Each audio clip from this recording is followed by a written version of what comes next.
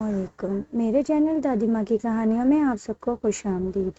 جیسا کہ آپ سب جانتے ہیں کہ دادی ماں کی پیاری پیاری میٹھی میٹھی کہانیاں تو سبھی کو پسند ہوتی ہیں۔ اگر آپ بھی میری طرح دادی ماں کی پیاری پیاری کہانیوں سے لطف اندوز ہونا چاہتے ہیں تو میرے چینل کو لائک کیجیے، سبسکرائب کیجیے، نوٹیفیکیشن کو بھی آن کیجیے تاکہ میری آنے والی ہر ویڈیو کا نوٹیفیکیشن آپ کو مل سکے۔ ملک شمشیر میں ایک بادشاہ رہا کرتا تھا جو کہ بہت ہی زیادہ رحم دل تھا، اپنی رعایا کا بہت زیادہ خیال کیا کرتا تھا۔ اس کی رعایا بھی اپنے بادشاہ سے بہت زیادہ خوش تھی، لیکن بادشاہ بہت زیادہ پریشان رہا کرتا تھا کیونکہ اس کے ہاں کوئی اولاد نہ تھی، اور وہ ہمیشہ سوچا کرتا تھا اب تو میں بوڑھا ہوتا جا رہا ہوں، کون میری رعایا کو سنبھالے گا، کون میری سلطنت کو سنبھالے گا۔ وہ یہی سب سوچتا رہتا اور پریشان رہتا۔ اب اسے بہت زیادہ فکر کھائی جا رہی تھی۔ ایک دن وہ ایسے ہی سردیوں میں اوپر بالکنی میں بیٹھا ہوا تھا، دھوپ سیک رہا تھا اور بہت زیادہ ہی پریشان تھا کہ وہاں پہ ایک فقیر بابا آ گیا اور اس نے صدا لگائی کہ ہے کوئی غریب کی مدد کرنے والا، مجھے بہت سردی لگ رہی ہے، مجھے کوئی گرم کپڑے دے دیں تاکہ مجھے سردی نہ لگے۔ بادشاہ جو اپنی سوچ میں گم تھا اس نے اس سائڈ پہ دھیان ہی نہ دیا۔ ایسے ہی فقیر نے 3-4 دفعہ صدا لگائی لیکن بادشاہ نے بالکل بھی اس سائڈ پہ دھیان نہ دیا، اور فقیر غصے میں جانے لگا کہ وہاں سے اسے ملکہ نے دیکھ لیا، اور اس نے اپنے دربان سے کہا کہ فقیر کو روکا جائے۔ انہوں نے فقیر کو روکا اور بلایا، اور پھر ملکہ نے پوچھا بولو کیا ماجرا ہے۔ اس پہ اس نے کہا کہ مجھے بہت سردی لگ رہی ہے، مجھے پہننے کے لیے کچھ گرم چیزیں دی جائیں۔ اور وہ بادشاہ سے خفا ہو رہا تھا کہ میں نے اتنی دفعہ بادشاہ کے سامنے صدا لگائی، انہوں نے میری بات نہ سنی۔ ملکہ بادشاہ کے پاس آئی اور آ کے شکوہ کیا کہ آپ کدھر گم ہیں، آپ کیوں نہیں سن رہے کہ آپ کے پاس ایک فقیر آیا ہے اور اس نے آپ کو صدا لگائی ہے۔ بادشاہ جو کہ بہت زیادہ پریشان تھا اپنی اولاد نہ ہونے کی وجہ سے، وہ ایک دم سے چمک گیا اور اس فقیر کی طرف دیکھنے لگا اور معذرت کی اور کہا کہ آپ فکر نہ کریں، میں ابھی آپ کو اپنی جیکٹ دیتا ہوں۔ اس نے تالی بجائی، دربان کو بلایا، اور دربان جیسے ہی آیا بادشاہ نے اسے حکم دیا کہ میری نیلی پیلی جیکٹ لا کے اس فقیر بابا کو دے دی جائے۔ چنانچہ ایسا ہی کیا گیا، بادشاہ کی نیلی پیلی جیکٹ لا کے فقیر کو دے دی، وہ فقیر نے لی اور وہ وہاں سے چلا گیا۔ کچھ عرصہ گزرا تھا کہ اللہ نے بادشاہ کی سن لی اور اس کے یہاں اولاد پیدا ہوئی۔ اللہ نے انہیں ایک بہت ہی پیاری سی بیٹی عطا کی، جس پہ بادشاہ بہت زیادہ خوش ہوا اور پورے شہر میں منادی کی گئی، ڈھول تاشے بجے، بہت زیادہ خوشیاں منائی گئی اپنی بیٹی کے ہونے کی۔ ہر کوئی بہت زیادہ خوش تھا، بہت ساری دعائیں دے رہا تھا بادشاہ کو، اور بادشاہ بھی بہت زیادہ خوش تھا اپنی بیٹی کے ہونے پہ۔ اب وہ اپنی بیٹی سے بہت پیار کرتا تھا، اس کا بہت خیال رکھتا تھا، لیکن یہ کیا، جیسے جیسے شہزادی بڑی ہوتی گئی وہ تو بہت ہی زیادہ بدصورت ہوتی گئی، اس کی ایک سائڈ نیلی اور دوسری پیلی۔ سب لوگ ہنسنے لگے، مذاق اڑانے لگے کہ یہ کیسی شہزادی ہے جو کہ نیلی پیلی ہے اور اتنی بدصورت، یہ تو ہم نے کبھی بھی نہیں دیکھی۔ بادشاہ جو کہ پہلے پریشان تھا اولاد نہ ہونے سے، اب اولاد ہونے پہ پریشان تھا۔ وہ اپنی بیٹی سے پیار بھی بہت کرتا تھا لیکن وہ ایسے دیکھ بھی نہیں سکتا تھا۔ وہ ہمیشہ سوچا کرتا تھا اتنا بدصورت تو ہمارے خاندان میں کوئی بھی نہیں جتنی اللہ نے مجھے یہ بیٹی دے دی ہے۔ اسے کبھی بھی سمجھ میں نہ آتا، چلو بدصورت ہے، کالی ہو سمجھ میں آتا ہے، لیکن یہ نیلی پیلی کیوں ہے۔ ایک دن وہ یہی سوچتے سوچتے سو گیا اور نیند میں اس نے کیا دیکھا کہ وہی فقیر بابا آتا ہے اور وہ بادشاہ سے کہتا ہے کہ اب بتاؤ کیسا لگا تمہیں، میں نے ہی یہ بد دعا دی تھی کہ تمہاری بیٹی نیلی پیلی ہے، یہ میری ہی بد دعا کا نتیجہ ہے۔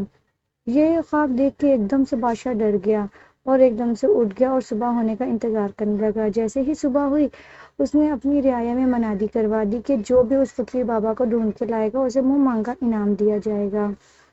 بہت سے دن گزر گئے، کوئی فقیر بابا کو نہ ڈھونڈ کے لا سکا۔ اب بادشاہ اور زیادہ پریشان رہنے لگا، اب میں کیا کروں، اس فقیر کی بد دعا سے کیسے جان بچاؤں، کیسے اپنی بیٹی کو میں پھر سے ٹھیک کروں، کیونکہ وہ تو اپنی بیٹی سے بہت زیادہ پیار کرتا تھا۔ ایک دن ایسا ہوا کہ ایک نوجوان لڑکا اس فقیر کو لے کے دربار میں حاضر ہوا اور بادشاہ سلامت سے کہا، یہ نے بادشاہ سلامت، جیسا کہ آپ نے کہا تھا جو بھی فقیر بابا کو لے کے آیا آپ اسے منہ مانگا انعام دیں گے، تو مجھے میرا انعام دیجیے، یہ بابا آپ رکھ لیجیے۔ اس پہ بادشاہ بہت زیادہ خوش ہوا اور اپنے کہنے کے مطابق اسے بہت سارے انعام سے نوازا نوجوان لڑکے کو، اور اسے وہاں سے چلتا کیا، وہ وہاں سے چلا گیا۔ اب بادشاہ جو کہ اس فقیر بابا سے معذرت کرنے لگا اور کہا کہ آپ نے ایسا کیوں کیا۔ فقیر بابا حیرانی سے، میں نے کیا کیا ہے؟ بادشاہ نے کہا کیا تم نے مجھے بد دعا نہیں دی؟ پریشان ہو رہا تھا، بادشاہ کو کیسے پتا چلا؟ بادشاہ نے سارا ماجرا سنایا کہ میں نے رات خواب میں دیکھا ہے کہ تم نے مجھے بد دعا دی ہے کہ میری بیٹی اتنی گندی بدصورت پیدا ہو. جیسے کہ میں نے تمہیں نیلی پیلی جیکٹ دی تھی، پر میری جیکٹس تو اچھی تھی، پھر تم نے مجھے بد دعا کیوں دی؟ اس پہ فقیر کو غصہ آیا اور وہ کہنے لگا، پہلے تو آپ نے میری بات ہی نہ سنی، میں اتنی دیر تک صدا لگاتا رہا. اس کے بعد جو آپ نے مجھے جیکٹ دی، آپ کو اپنی رعایا کا بالکل بھی خیال نہیں ہے. آپ نے مجھے جو جیکٹ دی اس کے اندر، نیلی جیکٹ کے اندر سانپ اور پیلی کے اندر ایک بہت ہی زہریلا سا بچھو تھا. جب وہ میں جیکٹ لے کے گھر چلا گیا، گھر جا کے میں نے اپنی بیوی کو دی تو بیوی نے کہا، رکیے، آپ اس کو ایسے مت پہنیے، میں اسے آپ کو دھو کے دیتی ہوں، پھر آپ پہننا، پھر یہ نیو بھی لگے گی اور پیاری بھی لگے گی. اس پہ فقیر بابا نے کہا ٹھیک ہے، اور میں نے وہ اپنی بیوی کو دے دی دھونے کے لیے. جب وہ دھو رہی تھی تو کیا ہوا، اس میں سے سانپ نکلا اور اس سانپ نے میری بیوی کو کاٹ لیا، اور جس کی وجہ سے وہ مرتے مرتے بچی. اور مجھے غصہ آیا اور میں نے بد دعا دی کہ اللہ تعالیٰ آپ کو ایک بیٹی پیدا کرے، اور جو بیٹی ہو وہ سب سے زیادہ بدصورت ہو، لوگ آپ کا مذاق اڑائیں، آپ پہ ہنسیں اور آپ ہمیشہ پریشان رہیں. اس پہ بادشاہ بہت زیادہ رونے لگا، گر گڑا کے معافی مانگنے لگا اور کہنے لگا، مجھے معاف کر دیں، اب سے میں اپنی رعایا کا خیال رکھوں گا، جو کچھ بھی کروں گا دیکھ کے کروں گا، اپنے ہاتھوں سے کروں گا، کسی دربان کے کہنے پہ نہیں کروں گا. اس پہ فقیر کہنے لگا، لیکن اب تو میں کچھ نہیں کر سکتا ہوں، میں آپ کو اس کا حل ضرور بتا سکتا ہوں، پر میری بد دعا واپس لینے سے کچھ نہیں ہوگا. اس پہ بادشاہ بے ساختہ بول پڑا، ہاں ہاں ضرور، پلیز مجھے بتائیں، آخر میں ایسا کیا کر سکتا ہوں کہ میری بیٹی ٹھیک ہو جائے. اس پہ فقیر بابا نے کہا کہ آپ کو شمشیر پہاڑی پہ جانا پڑے گا. جب آپ وہاں پر جائیں گے، وہاں پہ ایک چشمہ بہہ رہا ہے، تو چشمے کے پانی سے جس ٹائم آپ شہزادی کا منہ دھلوائیں گے تو یہ بہت ہی زیادہ حسین ہو جائیں گی، اتنی حسین کہ دنیا میں ان کے جیسا حسین کوئی بھی نہیں ہوگا. بادشاہ اس پہ بہت زیادہ خوش ہوا اور کہنے لگا، بس میں ابھی اپنے دربان کو وہاں پہ بھیجتا ہوں، وہاں کا پانی لے آئیں گے. اس پہ فقیر نے کہا، نہیں، ادھر آپ کو خود جانا ہوگا، آپ اور آپ کی بیٹی دونوں جائیں گے، اس کے علاوہ کوئی بھی نہیں جائے گا. بادشاہ نے کہا ٹھیک ہے. ساتھ ہی اس نے سمجھایا، کوئی شمشیر پہاڑی پہ جانا کوئی آسان کام نہیں ہے، وہاں پہ بہت زیادہ لوگ ہوتے ہیں جو کہ خون خوار لوگ وہاں پہ پھر رہے ہوتے ہیں، زومبی وہاں پہ ہوتے ہیں، وہ انسانوں کو کھا جاتے ہیں، وہ آپ وہاں پہ جا کے بچ نہیں پائیں گے. بادشاہ نے کہا، نہیں، میں اپنی بیٹی کے لیے کچھ بھی کروں گا، اور میں اور میری بیٹی اکیلے جائیں گے. ایسا ہی کیا گیا. صبح ہوئی، بادشاہ چلا گیا اپنی بیٹی کو لے کے. اب کیا، رستے میں اتنے خطرے، کبھی شیر، کبھی اژدہا، کبھی ریچھ، کبھی زومبی آتے اور بادشاہ پہ اور شہزادی پہ حملہ کرتے. اب وہ سب سے بچتا بچاتا پہاڑی تک پہنچنے ہی والا تھا کہ وہاں پہ ایک گیدڑ آیا، اس نے بادشاہ پہ حملہ کیا، بادشاہ بے ہوش ہو گیا اور وہ شہزادی کو لے کے چلا گیا.